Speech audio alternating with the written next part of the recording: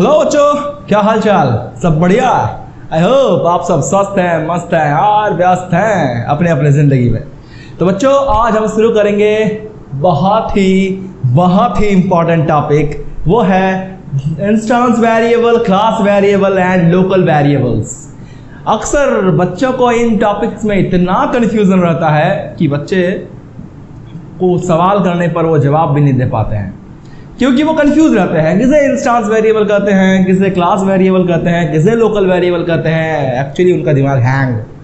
But आज के बाद यकीन मानो, ट्रस्ट में, आज के बाद ये समस्या नहीं रहेगी आपके साथ, क्योंकि हम आज जो इस लेक्चर में डिस्कस करेंगे ये आपके सारे शंकाओं का निवारण करेगी। That means it will resolve your all doubts. So in topic को डिस्कस करेंगे आज के इस क्लास में। बिना टाइम को वेस्ट करते हुए चलिए शुरू करते हैं।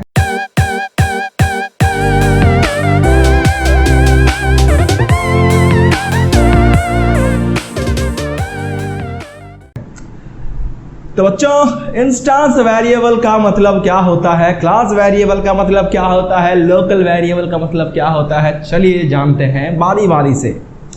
जब बात आती है इंस्टेंस वेरिएबल की, तो यहां पर एक वर्ड है instance. What is the meaning of instance? बताइए, मैंने आपके साथ इसके बारे में शेयर किया था। यस, इंस्टेंस का मतलब होता है object. Object is known as the instance of a class.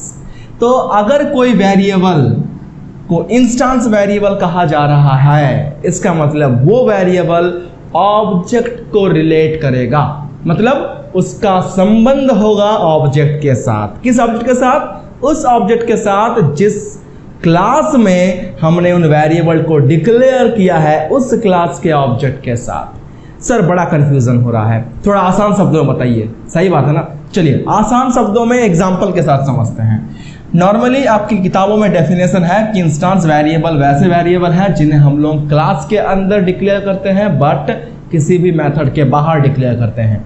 ये काफ़ी नहीं है समझने के लिए, थोड़ा सा और डिटेल्स में जाते हैं। लेट अस अज्यूम कि आपके पास एक क्लास है और क्लास का नाम एज यूजुअल टेस्ट, और इसके अंदर में मैंने जैसे डेफिनेशन में बताया कि वैसे वेरिएबल जो कि क्लास के अंदर डिक्लेयर होते हैं बट सारे मेथड के बाहर। तो चलिए क्लास के अंदर में डिक्लेयर करते हैं कुछ variables. Integer a, b, s। हमने 3 वेरिएबल डिक्लेयर किया, और आपके ज्ञान के लिए बात बता दें कि ये जो वेरिएबल है ये इंस्टेंस वेरिएबल है। बोलोगे सर इतना काफ़ी है क्या? नहीं नहीं नहीं नहीं, बिल्कुल काफ़ी नहीं है। मैंने बस बताया कि आपको अगर पहचानने बोलेगा कि किसी भी वेरिएबल को इंस्टेंस वेरिएबल है कि नहीं, तो आप समझ जाना कि क्लास के अंदर में बिना किसी यूजर डिफाइंड फंक्शन के बनाए ही अगर हम वेरिएबल्स को डिक्लेयर कर दिए हैं ग्लोबली, तब वो वेरिएबल इंस्टेंस वेरिएबल होंगे।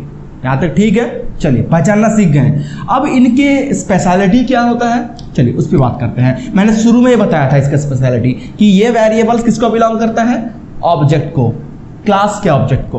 कैसे करेगा बिलोंग, इसके बारे में आते हैं। देखिए, फॉर इंस्टेंस कि आपने मान लीजिए एक फंक्शन बनाया है void input नाम का, ठीक है, और यहाँ आप लिख रहे हो, मान लीजिए कि a equal to 10, b equal to 20, या फिर ऐसा करो, इसको इस तरह से ना करके हम ऐसा करते हैं कि इसको इंपोर्ट करते हैं। ठीक है, इंपोर्ट करते हैं, import Java dot यूटिल dot scanner. थोड़ा अच्छे से समझते हैं इसको, ठीक है। अभी इसके अंदर हम लिखते हैं scanner sc is equal to new scanner. इसके अंदर में क्या होता है बालक? बिल्कुल सिस्टम डॉट इन होता है। बहुत बढ़िया। अभी हम करेंगे यहाँ पर a equal to sc dot next int, और यहाँ पर करेंगे b equal to sc dot next int. कोई दिक्कत नहीं यहाँ तक? बहुत बढ़िया। अभी आगे बढ़ते हैं। हमने बस यहाँ पर void इनपुट में वैल्यूज को एक्सेप्ट करा है, बस, और कुछ हुआ नहीं है विशेष।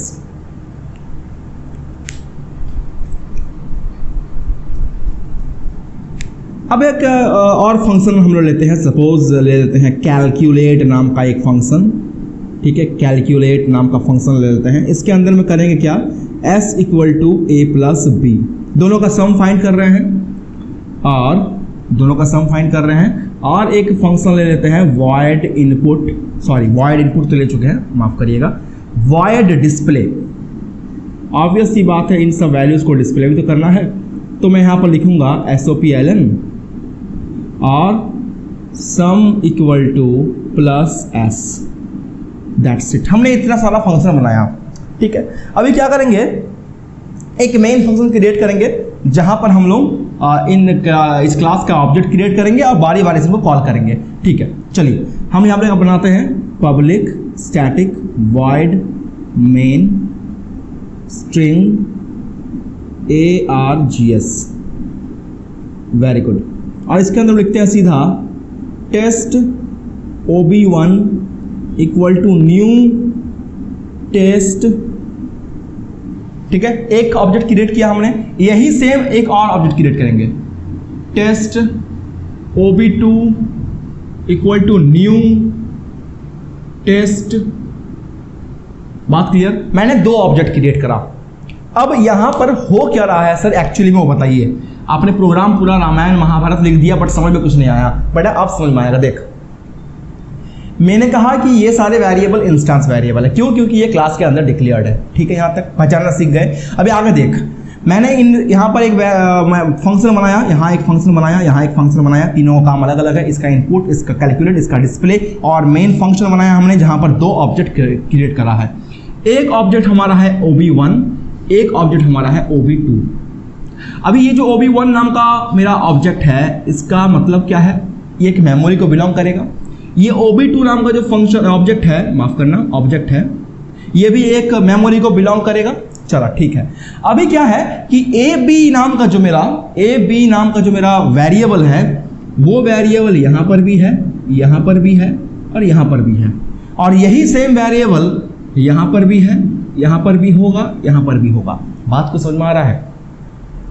यानी कि इंस्टेंस वेरिएबल क्या कहा था मैंने शुरू में, किसको रिलेट करता है, ये रिलेट करता है ऑब्जेक्ट को, ये रिलेट कर रहा है ऑब्जेक्ट को। यानी कि जितने भी ऑब्जेक्ट क्रिएट करूंगा मैं इस टेस्ट नाम क्लास का, हर एक ऑब्जेक्ट में यही वेरिएबल्स को शेयर किया जाएगा।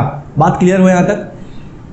यही सेम वेरिएबल्स को हर एक ऑब्जेक्ट में शेयर करा जाएगा, चाहे कितनों भी ऑब्जेक्ट हो, 1 2 3 4 फलाना ढिमका कितना भी मेरे पास है, कोई दिक्कत नहीं है। सारे ऑब्जेक्ट के पास ये सारे वेरिएबल्स शेयर होंगे। क्या सबका वैल्यू सेम होगा? कतई नहीं, ऐसा नहीं है। Value same is not possible. क्यों सर ऐसा पॉसिबल नहीं है? आप जब वेरिएबल सेम रख रहे हो तो वैल्यू भी तो सेम ही रहेगा ना। बेटा ऐसा नहीं है। देख, मैं अभी तुमको समझाता हूं। मैंने यहाँ पर ऑब्जेक्ट क्रिएट करा था, अभी देख इधर, मैं यहां पर लिखूंगा ob1 डॉट इनपुट।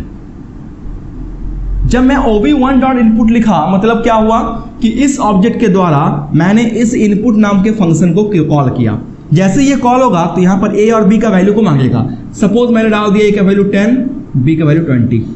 फिर मैं लिखता हूं यहां पर ob1 डॉट कैलकुलेट, ठीक है ना। तो इससे क्या होगा, ये वाला फंक्शन कॉल होगा, और ये वाला फंक्शन कॉल होने का मतलब क्या है, ये वाला काम होगा s equal to a plus B. बोल होगा कि नहीं होगा? होगा। यानी कि a plus B that means 10 plus 20, that is यहाँ पर सम का वैल्यू 30 हो गया। और मैंने यहाँ लिख दिया ob1 डॉट डिस्प्ले।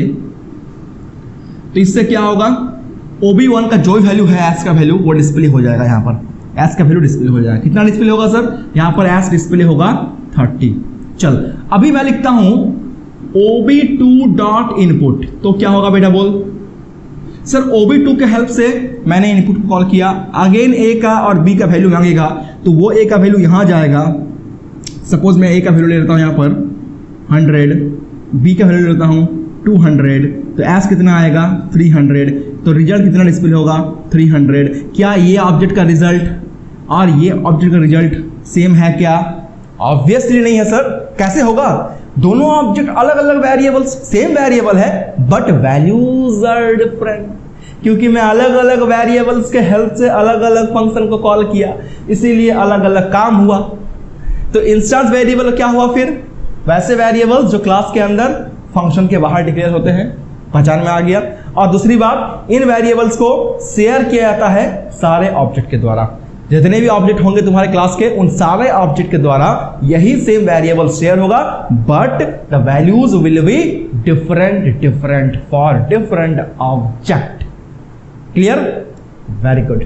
तो अब हम लोग समझने वाले हैं क्लास वेरिएबल के बारे में। लास्ट तुम लोग को समझाया मैंने इंस्टेंस वेरिएबल, अब हम लोग समझते हैं कि क्लास वेरिएबल क्या होता है। कोई भी वेरिएबल जिसे हम क्लास के अंदर में और मेथड के बाहर में डिक्लेयर करते हैं, उसे हम लोग कहते हैं क्लास वेरिएबल। तुम्हारा दिमाग खराब होगा, बोलोगे सर आपने अभी अभी कहा इंस्टेंस वेरिएबल में भी सेम डेफिनेशन, क्लास वेरिएबल में भी आप वही चिपका रहे हो, कोई मजाक कर रहे हो क्या? नहीं, मजाक नहीं है भाई, सीरियसली बता रहा हूँ।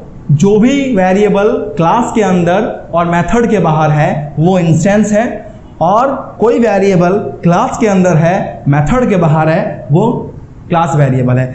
लेकिन यहाँ पर एक डिफरेंस के साथ, वो डिफरेंस क्या है? इंस्टेंस वेरिएबल में स्टैटिक नाम का कीवर्ड नहीं होता है, क्लास वेरिएबल में स्टैटिक नाम का कीवर्ड होता है। यानी अगर कोई वेरिएबल जिसे क्लास के अंदर में और मेथड के बाहर में डिक्लेयर किया गया है with the keyword static, then that kind of variable will be class variable. और जिसमें स्टैटिक नहीं है बट क्लास के अंदर में है मेथड के बाहर में है, वो होगा इंस्टेंस वेरिएबल। अब क्लियर हुआ बात? दोनों तो सेम है, बस एक कीवर्ड का डिफरेंस है। लेकिन क्या सच में एक कीवर्ड का ही डिफरेंस है या फिर दोनों वेरिएबल में और भी कुछ फर्क है?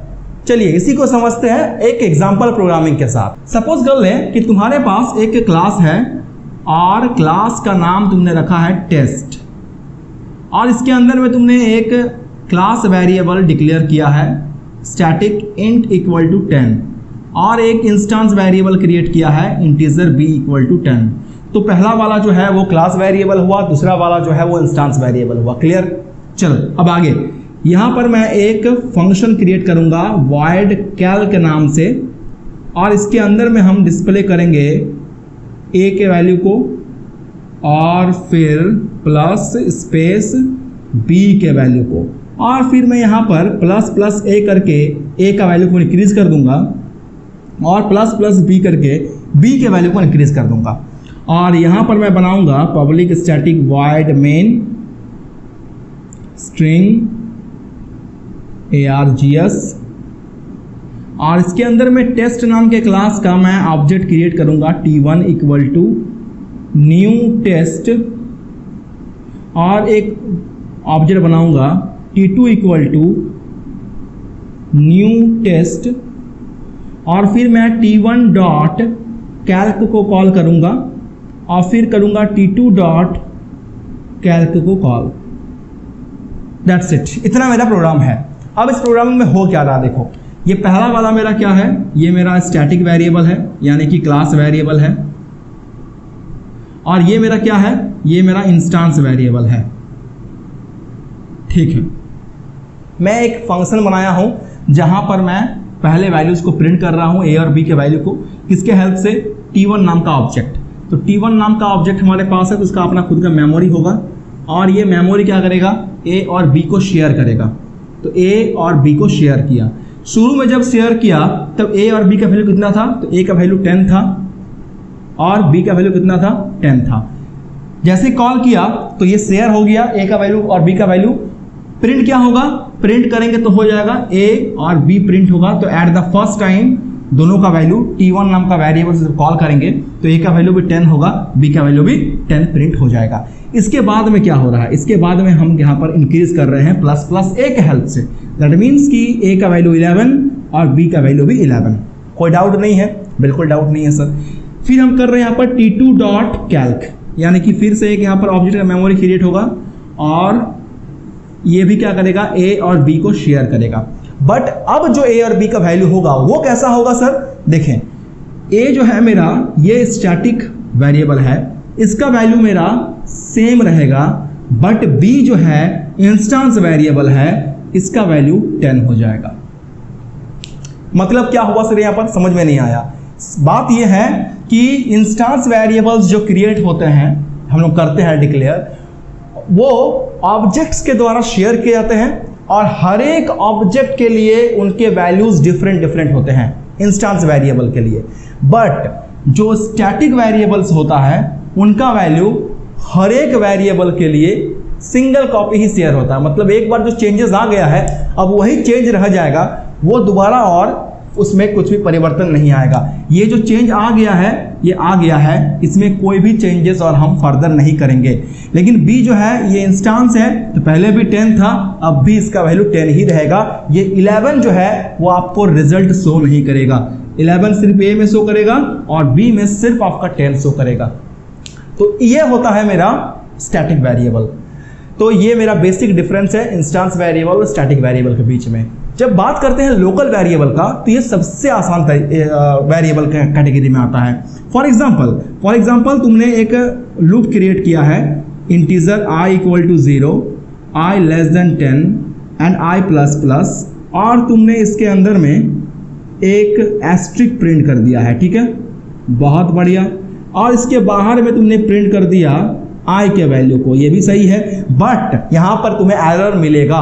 क्यों एरर मिलेगा सर? क्योंकि i जो है वो लूप के अंदर में डिक्लेयर हुआ है, जिसका स्कोप इस लूप के अंदर तक है, बट तुमने उसे प्रिंट किया है लूप के बाहर, जो कि एरर है। यानी कि लोकल वेरिएबल्स कैसे वेरिएबल होते हैं? वैसे वेरिएबल जो किसी लूप के अंदर, किसी मेथड के अंदर, किसी कंस्ट्रक्टर के अंदर डिक्लेयर होते हैं। मतलब उनका एक लाइफ का जो स्कोप है, उनका यूज़ करने का जो स्कोप है वो फिक्स रहता है। हम उस स्कोप के बाहर में उस वेरिएबल को यूज़ नहीं कर सकते हैं। They are known as local variable. तो आई होप तुमको इंस्टांस, क्लास और लोकल वेरिएबल के बीच में डिफरेंसेस समझ में आया होगा। और अगर तुम्हें लगता है कि कोई भी प्रॉब्लम फिर भी बचा हुआ है, कोई भी तुम्हारा पॉइंट स्ट्राइक हो रहा दिमाग में, सर ये कैसे करके हुआ, तो मुझे कमेंट करना, और मैं कमेंट को देख करके तुम्हारे लिए डेफिनेटली एक अगला वीडियो बनाऊंगा उसी पॉइंट पर जहां तुमको दिक्कत है। ठीक है, तो आज के लिए बस इतना ही है भाई, तुम्हारे लिए इतना ही मैं कर सकता था आज के लिए। मिलूंगा बहुत जल्द तुम्हारे साथ दोबारा कुछ नए टॉपिक के साथ या तुम्हारे डाउट के साथ। तब तक के लिए टेक केयर, खुश रहो, गुड बाय।